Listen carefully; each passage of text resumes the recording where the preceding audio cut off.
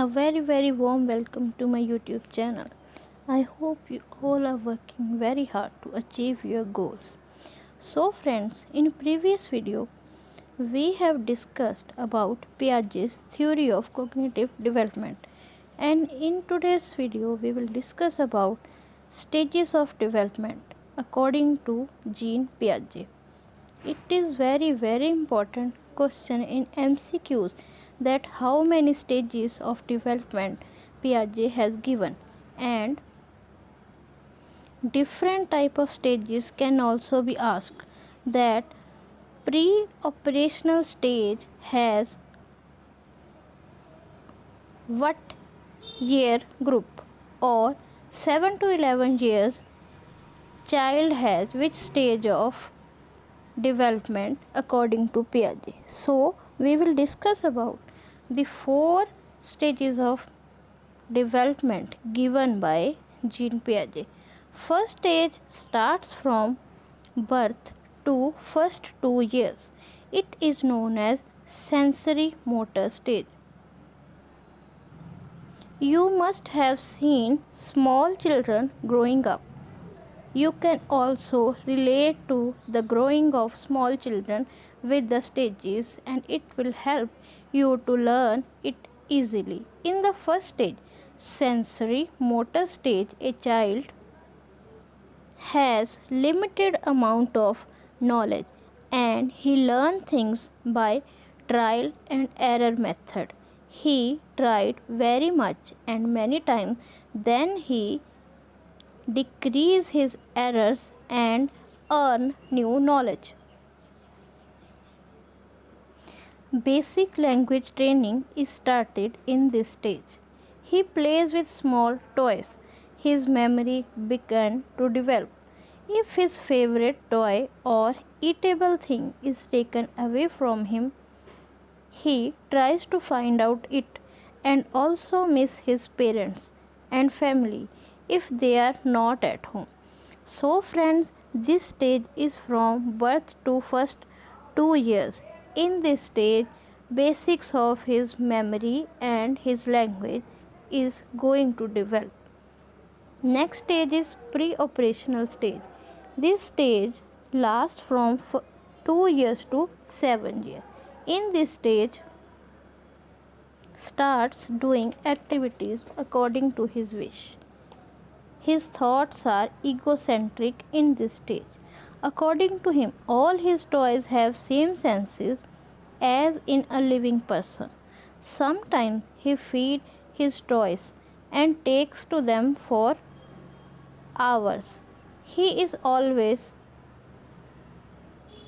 busy in his own world. He even talks to the cartoons displayed on television. So friends, in this stage, a child cannot differentiate between a living thing or a non-living thing. He thinks that all his toys are having life, and the toys also feel hunger and needs his love and affection.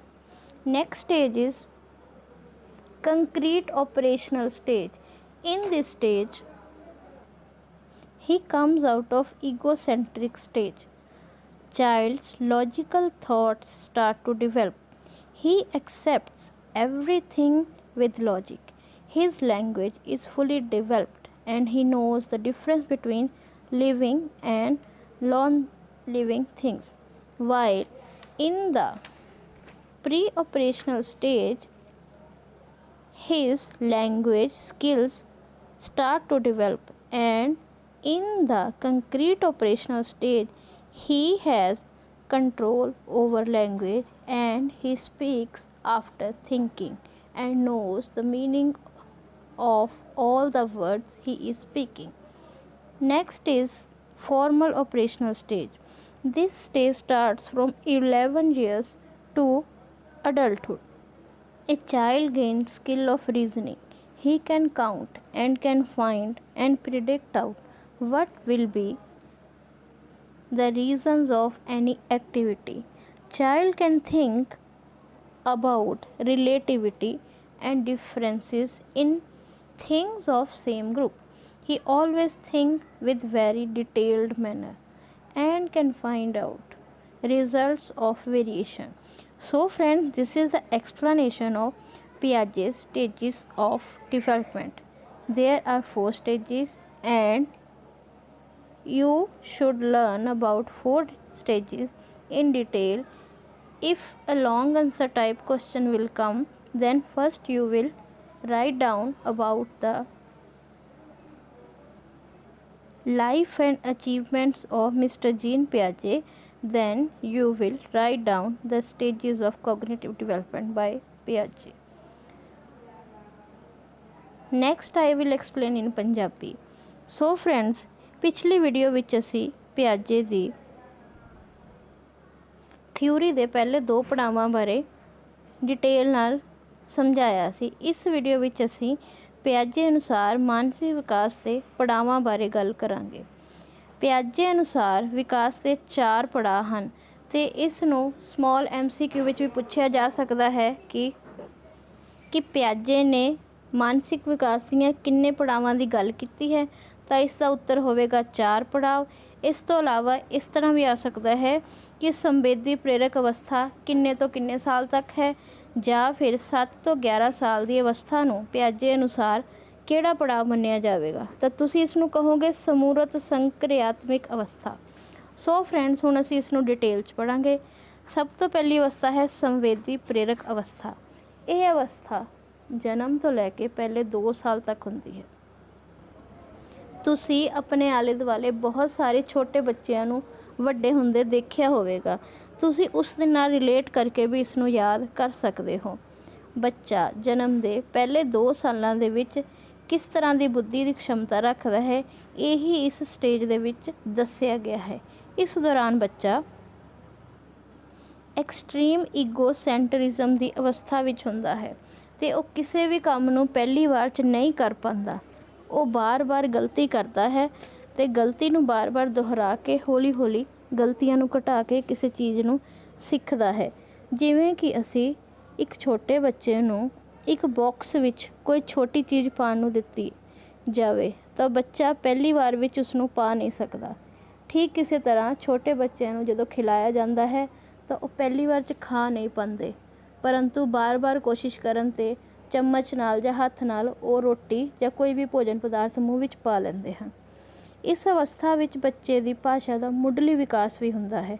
ਸਭ ਤੋਂ ਪਹਿਲਾਂ ਜਨਮ ਤੋਂ 8-9 ਮਹੀਨੇ ਬਾਅਦ ਬੱਚਾ ਕੁਝ ਸ਼ਬਦ ਮਾਮਾ ਜਾਂ ਪਾਪਾ ਸਿੱਖਦਾ ਹੈ। 1 ਸਾਲ ਦੀ ਉਮਰ ਤੱਕ ਉਹ 2 ਜਾਂ 4 ਸ਼ਬਦ ਸਾਫ਼ ਬੋਲਦਾ ਹੈ ਅਤੇ ਹੌਲੀ-ਹੌਲੀ ਉਸ ਦੀ ਭਾਸ਼ਾ ਦਾ ਵਿਕਾਸ ਹੁੰਦਾ ਹੈ ਅਤੇ ਨਵੇਂ ਤੋਂ ਨਵੇਂ ਸ਼ਬਦ ਐਡ ਹੁੰਦੇ ਰਹਿੰਦੇ ਹਨ। 2 ਸਾਲ ਤੱਕ ਦੀ ਅਵਸਥਾ ਦਾ ਬੱਚਾ ਕੁਝ ਸ਼ਬਦ ਬੋਲ ਸਕਦਾ ਹੈ, ਆਪਣੀ ਗੱਲ ਸਮਝਾ ਸਕਦਾ ਹੈ। ਠੀਕ ਇਸੇ ਤਰ੍ਹਾਂ ਜੇਕਰ ਉਸ ਦੀ ਕੋਈ ਫੇਵਰੇਟ ਚੀਜ਼ ਨੂੰ ਛੁਪਾ ਲਿਆ ਜਾਵੇ ਤਾਂ ਉਸ ਨੂੰ ਉਹ ਲੱਭਣ ਦੀ ਕੋਸ਼ਿਸ਼ ਵੀ ਕਰਦਾ ਹੈ। ਜੇਕਰ ਅਸੀਂ ਉਸ ਦੇ ਖਿਡੌਣੇ ਨੂੰ ਲੁਕੋ ਲਈਏ ਤਾਂ ਉਸ ਨੂੰ ਪਤਾ ਲੱਗ ਜਾਂਦਾ ਹੈ ਤਾਂ ਆਪਣੇ ਖਿਡੌਣੇ ਨੂੰ ਲੱਭਣ ਲੱਗ ਜਾਂਦਾ ਹੈ। ਅਗਲੀ ਸਟੇਜ ਹੈ ਪੂਰਵ ਸੰਕਿਰਿਆਤਮਿਕ ਅਵਸਥਾ। ਇਹ ਅਵਸਥਾ 2 ਤੋਂ 7 ਸਾਲ ਦੇ ਬੱਚੇ ਦੇ ਵਿੱਚ ਹੁੰਦੀ ਹੈ। ਪਿਆਜੇ ਅਨੁਸਾਰ ਇਸ ਸਮੇਂ ਵਿੱਚ ਬੱਚੇ ਦੀ ਭਾਸ਼ਾ ਦਾ ਹੋਰ ਵਿਕਾਸ ਹੋ ਜਾਂਦਾ ਹੈ। ਬੱਚਾ ਸਾਫ਼ ਬੋਲਣਾ ਸ਼ੁਰੂ ਕਰ ਦਿੰਦਾ ਹੈ ਅਤੇ ਉਹ ਪਹਿਲਾਂ ਸ਼ਬਦਾਂ ਨੂੰ ਜੋੜਦਾ ਹੈ ਅਤੇ ਫਿਰ ਉਸ ਤੋਂ ਬਾਅਦ ਵਾਕ ਵੀ ਬਣਾਉਣਾ ਸ਼ੁਰੂ ਕਰ ਦਿੰਦਾ ਹੈ। ਇਸ ਅਵਸਥਾ ਵਿੱਚ ਬੱਚੇ ਦਾ ਗਿਆਨ ਹੌਲੀ-ਹੌਲੀ ਵੱਧਦਾ ਹੈ। ਬੱਚਾ ਆਪਣੀ ਇੱਛਾ ਦੇ ਅਨੁਸਾਰ ਕਿਰਿਆਵਾਂ ਕਰ ਸਕਦਾ ਹੈ। ਜਿਵੇਂ ਕਿ ਜੇ ਉਸ ਦਾ ਦਿਲ ਕਰ ਰਿਹਾ ਕੁਝ ਖਾਣ ਨੂੰ ਤਾਂ ਉਹ ਜਾ ਕੇ ਚੀਜ਼ ਨੂੰ ਚੁੱਕ ਕੇ ਆਪ ਖਾ ਲੈਂਦਾ ਹੈ। ਪਰੰਤੂ 2 ਸਾਲ ਦੀ ਉਮਰ ਤੱਕ ਬੱਚਾ ਮਾਂ-ਬਾਪ 'ਤੇ ਡਿਪੈਂਡੈਂਟ ਹੀ ਰਹਿੰਦਾ ਹੈ ਅਤੇ ਕਈ ਵਾਰ ਉਸ ਦੀ ਇੱਛਾ ਹੁੰਦੀ ਹੈ ਕੋਈ ਕੰਮ ਕਰਨ ਦੀ ਜਾਂ ਕਿਰਿਆ ਕਰਨ ਦੀ, ਪਰੰਤੂ ਉਹ ਕਰਨ 'ਚ ਅਸਮਰਥ ਹੀ ਹੁੰਦਾ ਹੈ। ਇਸ ਅਵਸਥਾ ਵਿੱਚ ਬੱਚਾ ਆਮ ਤੌਰ 'ਤੇ ਨਿਰਜੀਵ ਅਤੇ ਸਜੀਵ ਚੀਜ਼ਾਂ 'ਚ ਫਰਕ ਨਹੀਂ ਕਰ ਪਾਉਂਦਾ। ਉਸ ਨੂੰ ਲੱਗਦਾ ਕਿ ਉਸ ਦੇ ਸਾਰੇ ਖਿਡੌਣਿਆਂ ਵਿੱਚ ਵੀ ਜਾਨ ਹੈ ਅਤੇ ਉਹ ਕਈ ਵਾਰ ਆਪਣੇ ਖਿਡੌਣਿਆਂ ਨੂੰ ਖਾਣਾ ਵੀ ਖਿਲਾਉਂਦਾ ਹੈ, ਉਹਨਾਂ ਨਾਲ ਰੁੱਸ ਜਾਂਦਾ ਹੈ, ਕਦੀ ਗੱਲਾਂ ਕਰਦਾ ਹੈ ਅਤੇ ਕਈ ਵਾਰ ਬੱਚੇ ਟੈਲੀਵਿਜ਼ਨ 'ਤੇ ਦੇਖ ਕੇ ਕਾਰਟੂਨ ਦੇ ਨਾਲ ਵੀ ਗੱਲਾਂ ਕਰਦੇ ਹਨ। ਉਸ ਨੂੰ ਇਹ ਸਮਝ ਨਹੀਂ ਆਉਂਦੀ ਕਿ ਇਹ ਚੀਜ਼ਾਂ ਨਿਰਜੀਵ ਹਨ ਅਤੇ ਇਹਨਾਂ ਨੂੰ ਭੁੱਖ ਨਹੀਂ ਲੱਗਦੀ। ਕਈ ਵਾਰ ਬੱਚੇ ਆਪਣੇ ਖਿਡੌਣਿਆਂ ਨੂੰ ਪੱਖੇ ਦੇ ਅੱਗੇ ਰੱਖ ਦਿੰਦੇ ਹਨ ਅਤੇ ਨਹਿਲਾ ਵੀ ਦਿੰਦੇ ਹਨ ਅਤੇ ਕਹਿੰਦੇ ਹਨ ਕਿ ਇਹਨਾਂ ਨੂੰ ਵੀ ਗਰਮੀ ਲੱਗਦੀ ਹੈ। ਅਤੇ ਸਰਦੀ ਨੂੰ ਬੱਚੇ ਕੀ ਕਰਦੇ ਹਨ, ਕੰਬਲ ਦੇ ਵਿੱਚ ਸੁਲਾ ਦਿੰਦੇ ਹਨ ਆਪਣੇ ਖਿਡੌਣਿਆਂ ਨੂੰ। ਉਹਨਾਂ ਨੂੰ ਲੱਗਦਾ ਹੈ ਕਿ ਸ਼ਾਇਦ ਸਾਡੇ ਖਿਡੌਣਿਆਂ ਨੂੰ ਠੰਡ ਵੀ ਲੱਗ ਰਹੀ ਹੈ। ਇਸ ਤੋਂ ਅਗਲੀ ਅਵਸਥਾ ਹੈ 7 ਤੋਂ 11 ਸਾਲ ਦੀ ਅਵਸਥਾ। ਇਸ ਨੂੰ ਕੀ ਸਮੂਰਤ ਸੰਕਿਰਿਆਤਮਿਕ ਅਵਸਥਾ ਕਿਹਾ ਜਾਂਦਾ। ਇਸ ਅਵਸਥਾ ਵਿੱਚ ਬੱਚੇ ਈਗੋਸੈਂਟਰਿਕ ਸਟੇਜ ਦੇ ਵਿੱਚੋਂ ਪੂਰੀ ਤਰ੍ਹਾਂ ਨਿਕਲ ਜਾਂਦੇ ਹਨ ਅਤੇ ਕਿਸੇ ਵੀ ਗੱਲ ਨੂੰ ਜਲਦੀ ਐਕਸੈਪਟ ਨਹੀਂ ਕਰਦੇ। ਕੁਝ ਕੁ ਗੱਲਾਂ ਲਈ ਉਹ ਲੌਜਿਕ ਵੀ ਕਰਦੇ ਹਨ ਕਿ ਇਹ ਚੀਜ਼ ਕਿੱਦਾਂ ਆ ਗਈ ਅਤੇ ਸੋਚਦੇ ਹਨ ਕਿ ਇਸ ਦਾ ਕੀ ਕਾਰਨ ਹੈ। ਇਸ ਸਮੇਂ ਵਿੱਚ ਬੱਚੇ ਨੂੰ ਸਜੀਵ ਅਤੇ ਨਿਰਜੀਵ ਚੀਜ਼ਾਂ ਵਿੱਚ ਫਰਕ ਪਤਾ ਲੱਗ ਜਾਂਦਾ ਹੈ। ਉਸ ਨੂੰ ਪਤਾ ਹੈ ਕਿ ਖਿਡੌਣਿਆਂ ਨੂੰ ਭੋਜਨ ਦੀ ਲੋੜ ਨਹੀਂ ਅਤੇ ਉਹਨਾਂ ਨੂੰ ਠੰਡ ਗਰਮੀ ਨਹੀਂ ਲੱਗਦੀ। ਇਸ ਅਵਸਥਾ ਵਿੱਚ ਭਾਸ਼ਾ ਦਾ ਪੂਰੀ ਤਰ੍ਹਾਂ ਵਿਕਾਸ ਹੋ ਜਾਂਦਾ ਹੈ। ਬੱਚਾ ਲਿਖਣਾ ਵੀ ਸਿੱਖ ਲੈਂਦਾ ਹੈ ਅਤੇ ਸਹੀ ਢੰਗ ਨਾਲ ਬੋਲਣਾ ਵੀ ਸਿੱਖ ਲੈਂਦਾ ਹੈ। ਠੀਕ ਇਸੇ ਤਰ੍ਹਾਂ ਉਸ ਨੂੰ ਭਾਸ਼ਾ ਦਾ ਜਿਹੜਾ ਵਰਤੋਂ ਹੈ ਉਹ ਇਮੋਸ਼ਨ ਦੇ ਅਕੋਰਡਿੰਗ ਵੀ ਕਰਨਾ ਸ਼ੁਰੂ ਕਰ ਦਿੰਦਾ ਹੈ। ਉਸ ਨੂੰ ਪਤਾ ਲੱਗਦਾ ਹੈ ਕਿ ਕਿਹੜੀ ਗੱਲ ਮੈਂ ਕਦੋਂ ਕਰਨੀ ਹੈ ਅਤੇ ਕਿਸ ਇਮੋਸ਼ਨ ਨਾਲ ਕਰਨੀ ਹੈ। ਪਿਆਜੇ ਅਨੁਸਾਰ ਇਹ ਅਵਸਥਾ ਬੱਚੇ ਦੇ ਮਾਨਸਿਕ ਵਿਕਾਸ ਦਾ ਟਰਨਿੰਗ ਪੁਆਇੰਟ ਅਖਵਾਉਂਦੀ ਹੈ ਅਤੇ ਜੇਕਰ ਇਸ ਅਵਸਥਾ ਵਿੱਚ ਬੱਚੇ ਨੂੰ ਸਹੀ ਗਾਈਡੈਂਸ ਮਿਲੇ ਤਾਂ ਉਸ ਦੀ ਲੌਜੀਕਲ ਥਿੰਕਿੰਗ ਜਾਂ ਤਾਰਕਿਕ ਵਿਚਾਰ ਬਹੁਤ ਅੱਛੀ ਤਰ੍ਹਾਂ ਵਿਕਸਿਤ ਹੋ ਸਕਦੇ ਹਨ। ਬੱਚਾ ਤਰਕ ਕਰਨਾ ਹੌਲੀ ਹੌਲੀ ਸਿੱਖਦਾ ਹੈ ਅਤੇ ਸਮੇਂ ਦੇ ਨਾਲ ਉਸ ਵਿੱਚ ਪਰਿਪੱਕ ਹੋ ਜਾਂਦਾ ਹੈ। ਅਗਲੀ ਅਵਸਥਾ ਹੈ 11 ਸਾਲ ਤੋਂ ਲੈ ਕੇ 18 ਸਾਲ ਤੱਕ ਦੀ ਅਵਸਥਾ।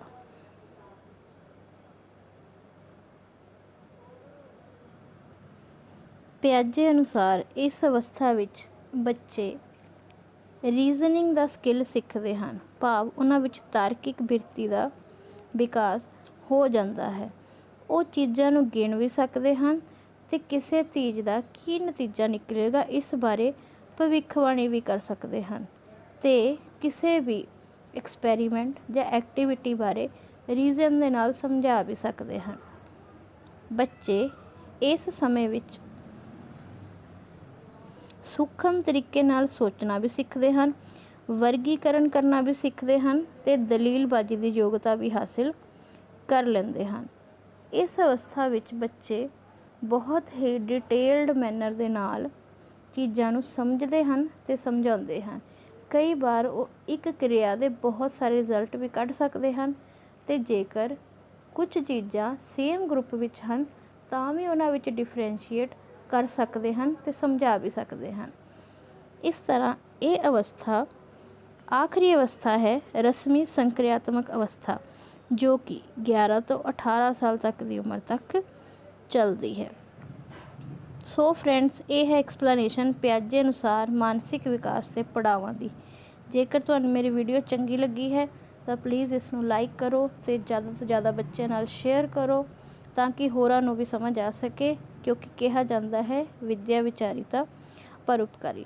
Like, share and subscribe to my channel for more videos. Till then, take care. God bless you all.